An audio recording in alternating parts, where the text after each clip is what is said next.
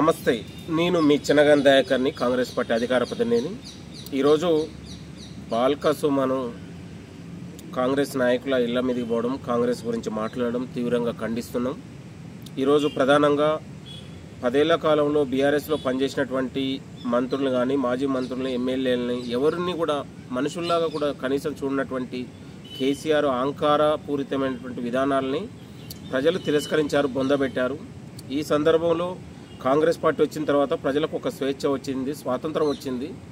కాబట్టి ప్రజాపాలన కోసం, ప్రజారాజ్యం కోసం ఇవాళ ప్రజలు కోసం పనిచేయాలని ఈరోజు స్వచ్ఛందంగా తరలి వస్తున్నటువంటి కాంగ్రెస్ పార్టీకి వస్తున్నటువంటి నాయకులపైన బాల్క సుమన్ లాంటి ఒక అరాచక శక్తి, అరాచకవాది, కేసీఆర్ లాంటి ఒక బానిస కుక్క ఇలా కాంగ్రెస్ గురించి మాట్లాడడం చాలా సిగ్గనిపిస్తుంది.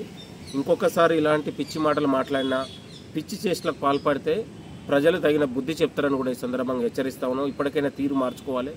కేసీఆర్ అహంకారానికే ప్రజలు సమాధి చేశారు.